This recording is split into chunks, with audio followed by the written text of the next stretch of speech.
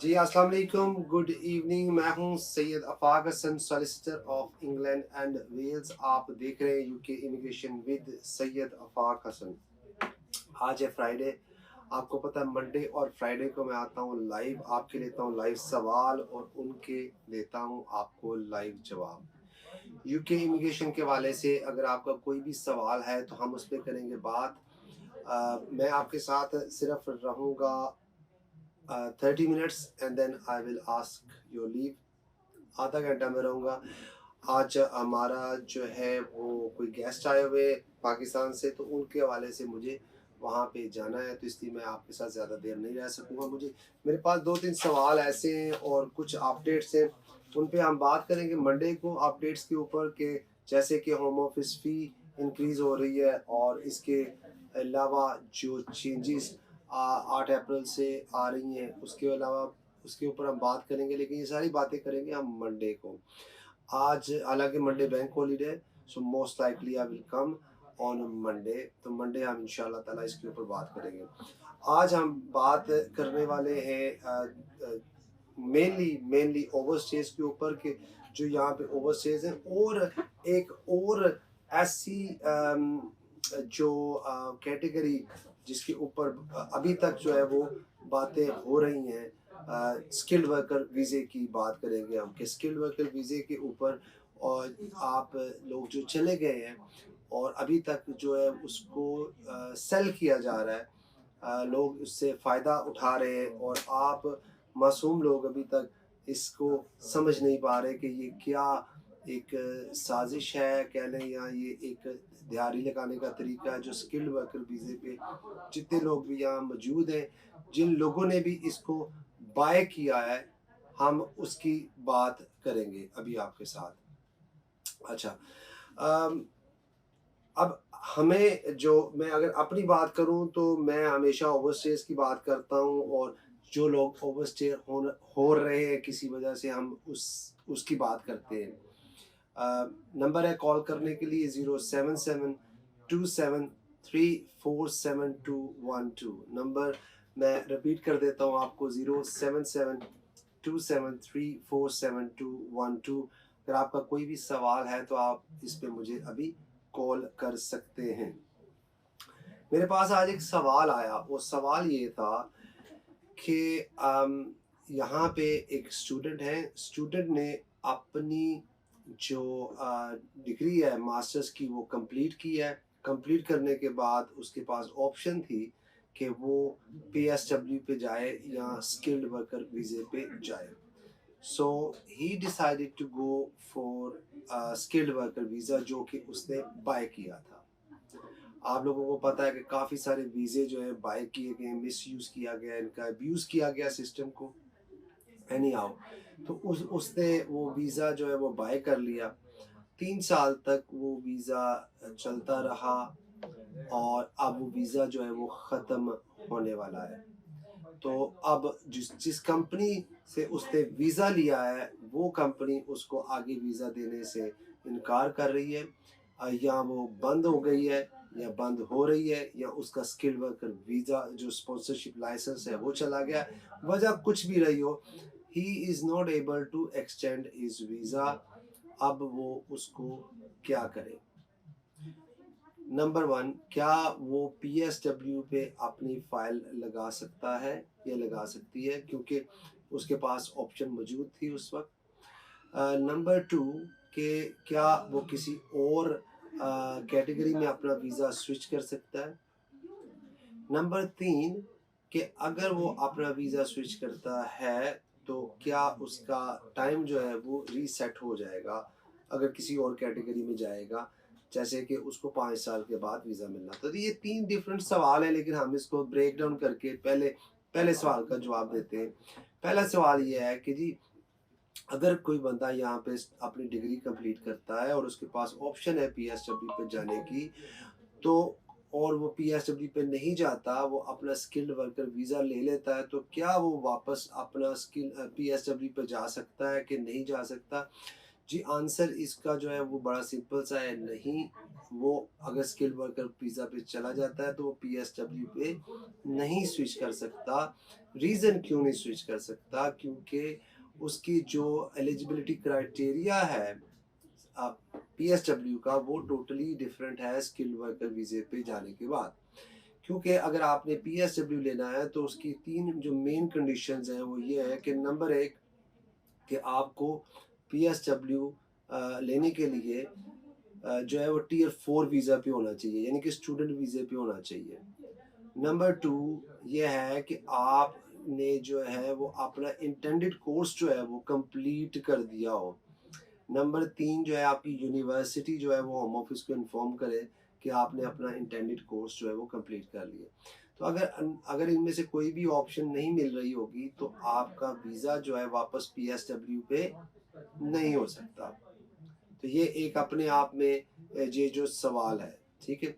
अच्छा, अब नेक्स्ट चले जाते हैं हमारे पास कि अगर वो किसी और कैटेगरी में स्विच करता है तो क्या वो अपने वीज़े को जो है वो किसी और कैटेगरी में स्विच कर सकता है? जी बिल्कुल कर सकता होगा, लेकिन उसका टाइम जो है वो रीसेट हो सकता है, क्योंकि अगर वो skilled worker to skilled worker ही रहे या वर्क परमिट पे जाए तो फिर तो उसको कोई इश्यू नहीं होने वाला।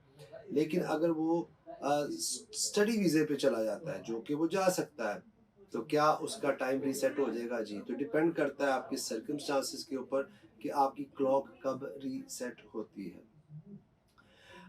तो ये मेन चीज़ें थी आज के जो मेरे पास 2 मेन सवाल थे। मैं हूँ Syed Afaq Hasan, solicitor of England Wales. आप देख रहे हैं UK immigration with Syed Afaq Hasan. Number है कॉल करने के लिए 07727347212। नंबर मैं रिपीट कर देता हूँ, 07727347212। अगर आपका कोई भी सवाल है यूके इमिग्रेशन के हवाले से तो आप मुझे अभी कॉल कर सकते हैं। This is not my usual time to come for live, however क्योंकि मुझे कहीं जाना है तो मैंने सोचा मैं इस वक्त जाके आपसे बात कर लूँ। हेलो, अस्सलाम वालेकुम, गुड इवनिंग। वालेकुम अस्सलाम सर। सर मेरा क्वेश्चन ये है कि कोई अपडेट है regarding no recourse to public fund जिनको अलो हुआ था बेनिफिट्स के हवाले से, कोई न्यू प्रपोजल में कोई उनके बारे में आया कुछ? आपका सवाल मेरे लिए कुछ क्लियर नहीं है, तो काइंडली थोड़ा सा इसको वो लोग जिन्होंने चेंज ऑफ कंडीशंस की एप्लीकेशन की थी ड्यूरिंग कोविड और उनको बेनिफिट्स अलाउ हुए थे, उनका no recourse to public fund allow कर दिया था, तो जो नया प्रपोजल में तो 15-20 इयर्स जी, तो सर उनके बारे में कोई अपडेट है? चले मैं आपको बताता हूँ सर। Thank you.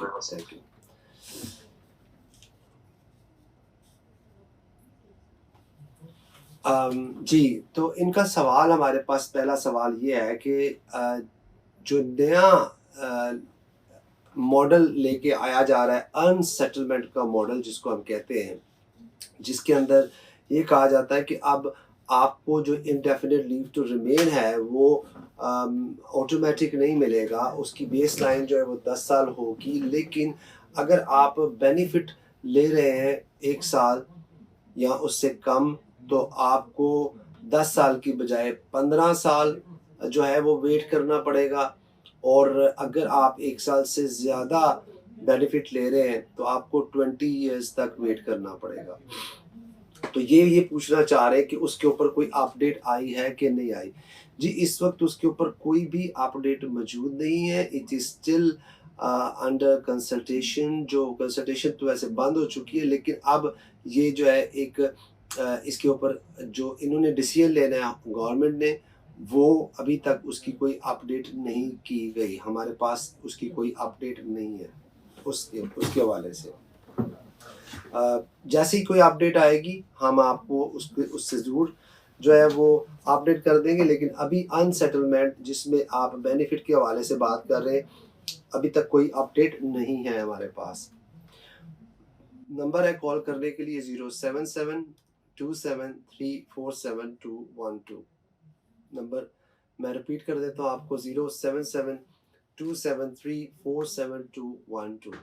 मैं हूँ Syed Afaq Hasan, solicitor of England Wales. अगर आपके पास कोई भी यूके इमिग्रेशन के हवाले से सवाल है तो आप मेरे से पूछ सकते हैं और मैं दूंगा आपको उसका जवाब। हेलो, अस्सलाम वालेकुम, गुड इवनिंग। सर कैसे हो? जी मैं ठीक हूँ, आप कैसे हैं? ठीक है जी आप सुनाए ठीक है। जी पूछिए, क्या पूछना चाहते हैं आप? तो सर मैंने पूछना था कि मेरी वाइफ स्किल वर्कर वीजे पे है और मेरे पास एक बेबी है, हो गया 2 साल का हो चुका है। तो मेरे पास कोई स्टेटस नहीं है। अगर मैं बेबी का पासपोर्ट अप्लाई करना हो तो मैं कर सकता हूँ या नहीं? आप कौन सी कंट्री से हैं? इंडिया से। आप इंडिया से हैं और आपका सवाल ये है कि आपके पास स्टेटस नहीं है, आपकी वाइफ जो है वो स्किल्ड वर्कर वीज़ा पे है। अगर आप अपने बेबी का पासपोर्ट अप्लाई करना चाहें तो कर सकते हैं कि नहीं कर सकते? अच्छा चले, थैंक यू वेरी मच, बहुत शुक्रिया। अच्छा जी, इनका जो सवाल है वो पासपोर्ट रिलेटेड सवाल है जो कि इंडियन एम्बेसी से रिलेटेड है, लेकिन मैं उसके ऊपर जो है वो थोड़ी सी इंफॉर्मेशन प्रोवाइड कर देता हूँ जितना को मुझे पता है। जो आपका पासपोर्ट है आपके बेबी का, वो आपने इंडियन एम्बेसी में जाके जो है उसकी इंफॉर्मेशन लेनी है और जब आप उसकी इंफॉर्मेशन लेंगे तो मोस्ट लाइकली उसका जो तरीकाकार है, आप ऑनलाइन जाएंगे, ऑनलाइन जाके अपॉइंटमेंट बुक करेंगे और उसके बाद आप वहाँ पे जाएंगे, उनसे पूछेंगे कि क्या रिक्वायरमेंट है आपके बेबी के पासपोर्ट की, इंडियन की। हेलो, अस्सलाम वालेकुम, गुड इवनिंग।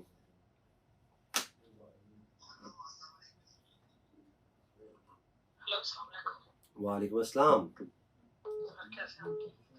जी ठीक है जनाब, आप थोड़ा सा ऊंचा बोले। सर मेरा आपसे एक क्वेश्चन ये था, मेरा दोस्त है वो ना ये जो लाइफ इन यूके टेस्ट है जी उसने 2-3 दफा दिया लेकिन वो ना पास नहीं हो सकता, नहीं हुआ, 3-4 दफा दिया। तो क्या एप्लीकेशन किस तरह वो करी, उससे टेस्ट पास नहीं हो रहा, तो उसने बस थोड़ा टाइम रह गया उसको ना वीजा रिन्यू कराने में। तो आपका सवाल क्या है? सवाल पूछे सर मेरे से। सवाल ये है मेरा कि वो जो फेल हुआ है 3-4 दफा, वो टेस्ट साथ लगा के बता सकते हैं मैं टेस्ट नहीं दे सकता, मैं नहीं पढ़ सकता English. Indefinite leave to remain के लिए? जी अच्छा मैं आपको बताता हूँ, ठीक है, थैंक यू।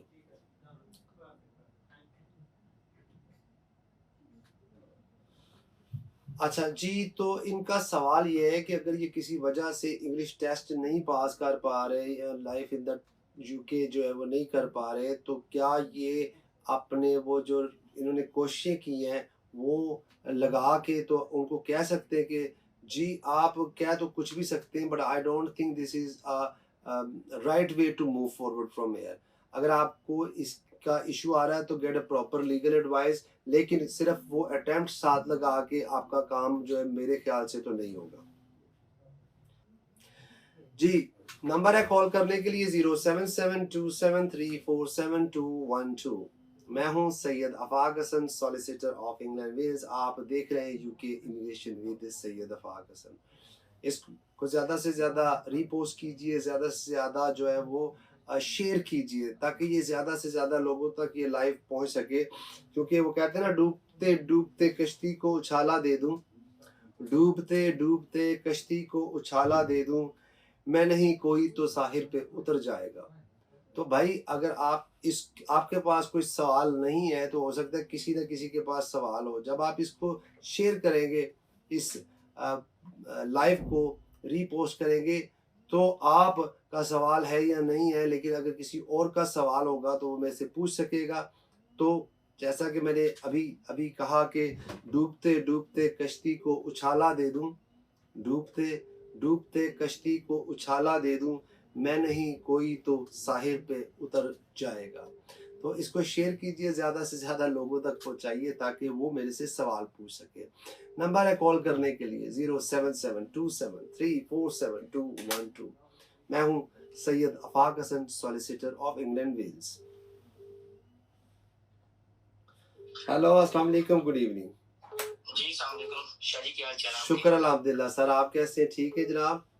अल्हम्दुलिल्लाह सही ठीक ठाक। ये गुड फ्राइडे आज, जी आज गुड फ्राइडे, आपके लिए भी गुड फ्राइडे। जी जी गुड फ्राइडे। अच्छा ठीक है। चलिए सवाल बताइए सर। अच्छा जी मेरा एक क्वेश्चन था, मैं और मेरी फैमिली आए थे इधर स्किल्ड वर्कर वीजे पे, मेरी वाइफ के ना जी, तो हमें इधर हो गया 3 साल, 2023 में आए थे, ठीक है। लेकिन हमारी कंपनी जो है वो कर्टेल हो गई है।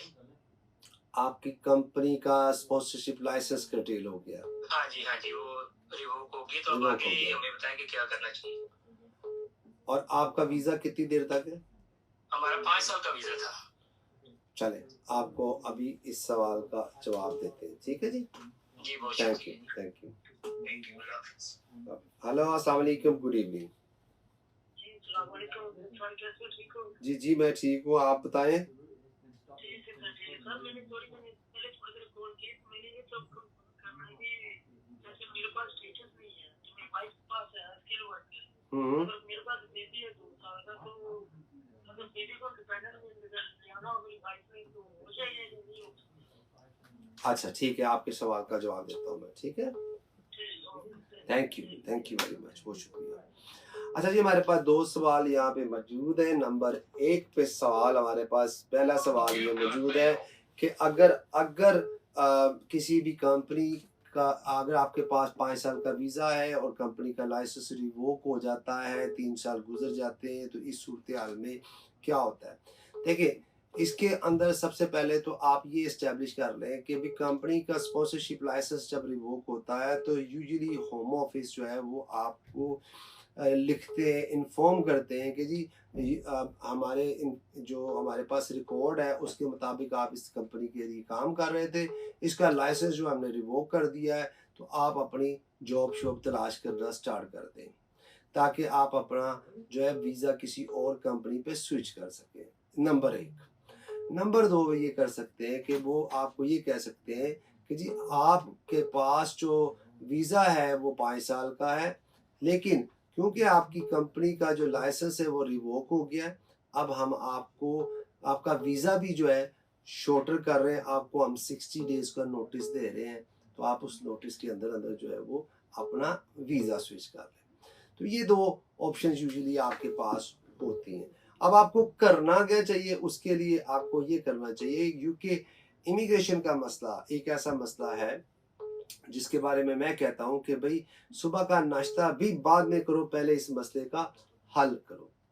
तो आपको स्ट्रेट अवे सुबह उठ के किसी भी कॉम्पिटेंट और क्वालिफाइड सोलिसिटर से जो है रब्ता करना चाहिए और जाके उससे मशवरा करना चाहिए, ताकि आपको जो है वो वीज़ा मिल सके। अच्छा, नेक्स्ट क्वेश्चन जो है वो मेरे पास ऑलरेडी मौजूद है। इससे पहले कि हम नेक्स्ट क्वेश्चन की तरफ जाएं, नंबर आपको बता देते हैं कॉल करने के लिए 07727347212। नंबर है कॉल करने के लिए 07727347212। मैं हूं Syed Afaq Hasan, solicitor of England Wales. आप देख रहे हैं UK immigration with Syed Afaq Hasan. समझो वहां फलदार शजर कोई नहीं है, समझो वहां फलदार शजर कोई नहीं है, वो सहन के जिसमें कोई पत्थर नहीं आता। समझो वहां फलदार शजर कोई नहीं है, वो सहन के जिसमें कोई पत्थर नहीं आता। आपको इस चीज को समझना होगा कि जब भी आपने कोई भी चीज़, जब आप को फ्रूटफुल करनी होती है, तो उसके लिए आपको हार्डशिप का सामना करना पड़ता है, आपको मुश्किलात का सामना करना पड़ता है, आपको वो फ्रूटफुल चीज़ हासिल करने के लिए जो है वो मेहनत करनी पड़ती है। अब ये भाई साहब का सवाल है मेरे पास, नेक्स्ट वाला सवाल ये है कि जी इनकी वाइफ जो है वो स्किल्ड वर्कर वीज़े पे है, इनके पास 2 साल का बेबी है और ये खुद ओवरस्टे है, तो क्या इनके बेबी को जो है वो वीज़ा मिल सकता है कि नहीं मिल सकता? Answer is yes. जी बिल्कुल इनके बेबी को वीज़ा मिल सकता है, डिपेंडेंट का वीज़ा मिल सकता है, but he needs to put that thing on priority. इसकी ये भाई की प्रायोरिटी नहीं है। इसकी प्रायोरिटी ये है कि सुबह उठे, जाके दिहाड़ी शहरी लगाए, उसके बाद आके सो जाए। लग तो ऐसे रहा है, please forgive me if I am wrong. लेकिन कहने का मकसद ये है कि भाई अगर आप इस सिचुएशन में हो तो आप प्रॉपर लीगल एडवाइस क्यों नहीं लेते, जाके किसी भी कॉम्पिटेंट और क्वालिफाइड सोलिसिटर से जाके मिलो, उसको बताओ कि आपके भी मेरी ये सिचुएशन है, मैं आपको थोड़ा सा गाइड कर देता हूँ। देखिए, there are 3 options in this case, और ये किसी के साथ भी हो सकता है। अगर कोई बंदा यहाँ पे स्किल्ड वर्कर वीज़े पे है या स्टूडेंट वीज़े पे है, उसकी जो पार्टनर है वो ओवरस्टेयर है यहाँ पे, तो यूजुअली वो ये कहते हैं कि भाई आपका, या तो जब आप डिपेंडेंट वीज़ा अप्लाई करोगे बेबी का, तो वो आपसे ये कहेंगे कि जी your partner, either your partner has to be on visa same category, और या फिर आपके पार्टनर उसके साथ ही अप्लाई करे। लेकिन इनके केस में ये नहीं कर सकते। लेकिन ऑप्शन बी क्या है? ऑप्शन बी ये है कि अगर आपके पास जो वीज़ा ओवरस्टेयर के पास नहीं है, तो अगर आप सिंगल पेरेंट है, आप only you have a sole parental responsibility, तो फिर आप ज़रूर अप्लाई कर सकते हैं। देन आपके पार्टनर के पास वीज़ा है या नहीं है, ये मैटर नहीं करता। नंबर 3 ऑप्शन ये है कि if you can show that you have serious and compelling circumstances which warrant that the Home Office should use the discretion in this case, तो वो भी आपको वीज़ा मिल सकता है। तो आपके सवाल का जवाब ये है कि भाई आपको थोड़ी सी मेहनत करनी पड़ेगी, थोड़ी सी जो है वो एफर्ट बनानी पड़ेगी। यूके इमिग्रेशन का मसला एक ऐसा मसला कि कल सुबह का नाश्ता भी बाद में करो, पहले इसके लिए आप लीगल एडवाइस दो, मशवरा लो, और फिर जाके आपको जो है वो वीज़ा मिल सकता है। क्यों नहीं मिल सकता? वो कहता है ना कि उस शख्स से फ़कत इतना ताल्लुक़ है फराज, उस शख्स से फ़कत इतना ताल्लुक़ है फराज, वो परेशान हो तो हमें नींद नहीं आती, वो परेशान हो तो हमें नींद नहीं आती। तो भाई आप के लिए अगर ये चीज़ इतनी इम्पोर्टेंट है, तो आपको नींद कैसे आ जाती है, आप सो कैसे जाते हो? फराज साहब ने तो बता दिया। फराज साहब का हालांकि कहने का मकसद कुछ और था, लेकिन it can be applied to every single situation. अगर आपके लिए जो कोई चीज़ इम्पोर्टेंट होती है लाइफ में, कोई भी चीज़ जो आपके लिए इम्पोर्टेंट होती है, उस शख्स से फ़कत इतना ताल्लुक़ है फराज, उस शख्स से फ़कत इतना ताल्लुक़ है फराज, वो परेशान हो तो हमें नींद नहीं आती। खैर, नंबर है कॉल करने के लिए 0772734712। मैं हूँ Syed Afaq Hasan, solicitor of England Wales. आप देख रहे हैं UK immigration with Syed Afaq Hasan. अच्छा शादी, मेरा ये सवाल है कि मुझे लास्ट ईयर रिफ्यूजी स्टेटस मिला था 2025 अप्रैल में जी, ठीक है जी, और मई में मैंने फैमिली यूनियन केस डाल दिया था बच्चों का, बायोमेट्रिक थी उसकी मई 2025 के अंदर, ठीक है। तो ऑलमोस्ट 11 मंथ हो गए। होम ऑफिस को ईमेल करते हैं, वो कहते हैं हमारा टाइम है 9 अप टू 12 मंथ्स, तो अगला महीना 12 मंथ्स पूरे हो जी, जाएंगे। अगर फिर भी वीजा नहीं आता तो उसका क्या हल है, या 12 मंथ्स में वीजा आ जाता है, या क्या है इसका?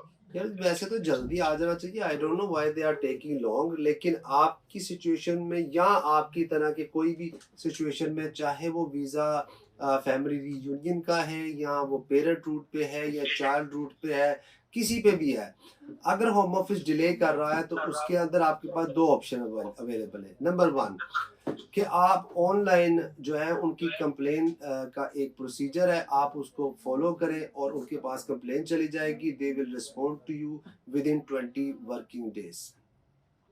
अगर वो आपको 20 वर्किंग डे के अंदर रिस्पॉन्सिव नहीं करते, वैसे तो यूजुअली कर देते हैं, अगर नहीं करते तो एक बार फिर कंप्लेन कर लो। 2 बार कंप्लेन करने के बाद अगर फिर भी जो है आपको जवाब नहीं आता, then you can take different route which is obviously court का रूट है। तो आप उनको एक प्री एक्शन प्रोटोकॉल का लेटर लिखते हो कि जिसमें आप कहते हो कि भाई आपका वीज़ा ना देने की वजह से हमें ये प्रॉब्लम हो रही है। अगर हमने 2 बार कंप्लेन की है, no one is listening to us, तो अगर आप हमारे जवाब नहीं देंगे तो हम आपको कोर्ट में ले जाएंगे। ठीक उनको है, हम ईमेल करते हैं, वो ईमेल ही क्या, जो कंप्लेन जो आप कह रहे हैं वो ईमेल का हमने किया उनको, वो कहते हैं जी हमारा वेबसाइट पे टाइम है 9 up to 12 months। मैं अभी तो वो सही कह रहे हैं आपको, मैं इसीलिए मैंने आपसे कहा है कि जब ये आपका टाइम गुजर जाए तो नहीं। अच्छा, जब टाइम गुजर जाए जी जी फिर जाना कोर्ट में। जी जी बिल्कुल ऐसे। ठीक हो गया। ठीक है, तो ये इतना ही टाइम लगता है या नहीं लगता इतना, देखिए इतना टाइम नहीं लगता, लेकिन कब ये वो मैं कहता ना किसने तोड़ा दिल हमारा, ये कहानी फिर सही। अभी अभी फिलहाल ना हम इस बात पे रहते हैं कि टाइम पूरा नहीं हुआ। ठीक है, तो सर ये जो रूट है जो 10 साल होता 5 साल होता ये अभी भी वही रूट जा रहा है, क्या कहते हैं अभी फिलहाल चेंज नहीं हुआ। ठीक है, जी, फिलहाल कोई चेंज नहीं है। अच्छा चलिए चले थैंक ठीक है सर। हेलो अस्सलाम वालेकुम, गुड इवनिंग। अस्सलाम वालेकुम अस्सलाम। सर जी, कैसे हैं? खैरियत से? जी शुक्र अल्हम्दुलिल्लाह, आप कैसे हैं? ठीक है। अल्हम्दुलिल्लाह। अच्छा सर, मेरा क्वेश्चन ये है कि मेरे रिलेटिव्स में से एक फैमिली है जो स्किल्ड वर्कर वीजा पे आई थी 2023 में। ठीक है, तो उनका जो प्रीवियस जो उनका स्पॉन्सर था, वो उन लोगों ने उन्हें काम भी नहीं दिया कि जी हमारे पास वर्किंग आवर्स नहीं है, क्योंकि आते साथ ही वो फिर उसकी वाइफ जो है वो प्रेग्नेंट हो गई थी और वो मैटरनिटी पे चली गई थी। तो उसके बाद फिर आई थिंक 2 साल बाद उन लोगों ने उनका वीजा कैंसिल किया है और होम ऑफिस की तरफ से मेल आई है कि आप अपना वीजा स्विच करें, यू हैव 60 डेज। ठीक है, तो 60 डेज के बाद उन्होंने नया स्पॉन्सर ढूंढ के तो नए मतलब एप्लीकेशन सबमिट करवाई, लेकिन आई थिंक आफ्टर 4 वीक्स उनको फिर दोबारा से मेल आई कि आपका जो COS है वो विड्रॉ हो गया है। ठीक है जी, तो आप जो है वो या तो हमें जस्टिफाई करें या फिर नया COS जो है वो करें, दोबारा से हमें दें। तो उन्होंने दोबारा से नया COS बनवा के दिया और अभी कल फिर उन लोगों को मेल आई है कि जी आपका वीजा रिफ्यूज हो गया है बिकॉज आपका जो COS है वो विड्रॉ हो गया है। जब एम्प्लॉयर से कांटेक्ट किया तो एम्प्लॉयर ने कहा कि हमने तो किसी किस्म का कोई विड्रॉ नहीं डाला, हमारे सिस्टम में तो कोई ऐसी चीज नहीं है। और उनका एक बेबी भी है जो इधर ही पैदा हुआ है तकरीबन 1.5 साल पहले।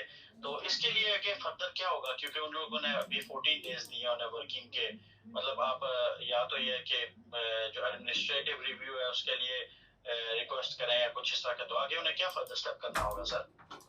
चलिए मैं आपके सवाल का जवाब देता हूँ। ठीक है, जज़ाकल्लाह। अच्छा इनका सवाल काफ़ी जो है वो इंटरेस्टिंग है और थोड़ा सा लंबा भी है, हम इसको ज़रा शॉर्ट कर देते हैं। इन शॉर्ट ये है कि अगर किसी का यहाँ पे वीज़े का इशू हो जाए, उसकी समझ ना आ रही हो तो क्या करना चाहिए इस सूरत हाल के अंदर, कि आपका जो है वो एम्प्लॉयर की वजह से या आपकी वजह से या किसी वजह से भी वीज़ा जा रहा हो, या क्या करना चाहिए। देखिए this is very very complex situation, it's not a straight forward. अब इस सिचुएशन के अंदर या तो आप अपनी FLR further leave to remain जो है आउटसाइड इमिग्रेशन रूल्स जो है वो कर सकते हैं होम ऑफिस के पास, और आप उनको एक्सप्लेन कर सकते हैं जो आप मुझे एक्सप्लेन करने की कोशिश कर रहे थे। बट हेलो अस्सलाम वालेकुम, गुड इवनिंग।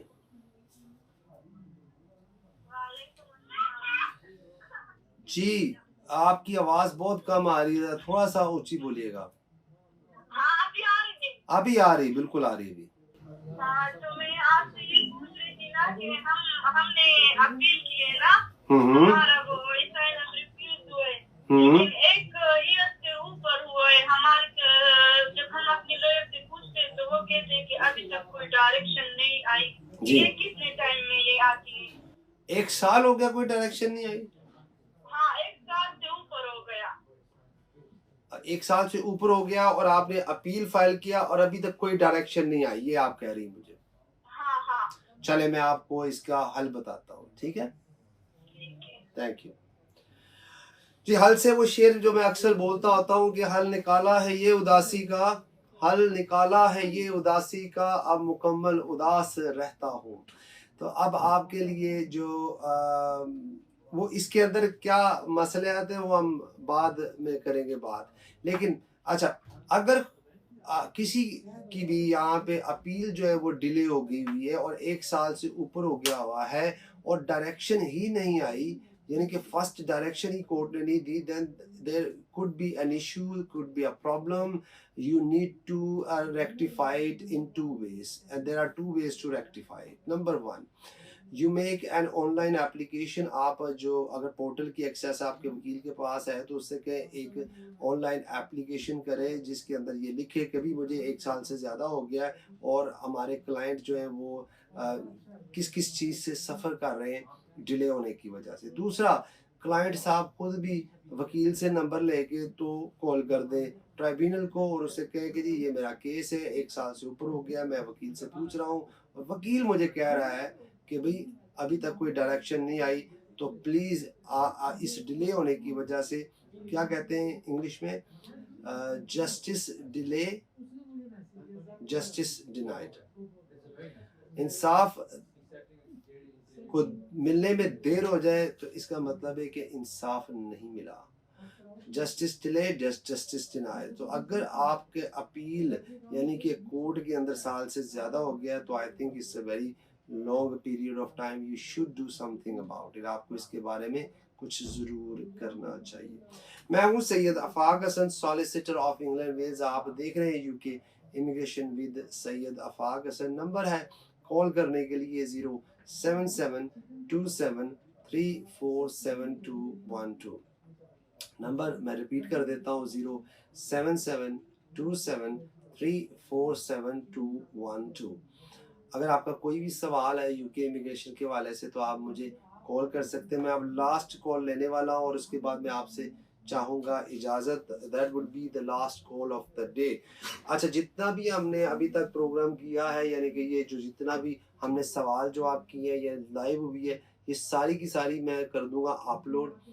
जो मैं नहीं, जो हमारे सोशल मीडिया को हैंडल करते हैं लेमन गोल्ड साहब, लेमन गोल्ड जो है इसको जो है वो अपलोड कर देंगे हमारे यूट्यूब चैनल के ऊपर, UK immigration solutions with Syed Afaq Hasan.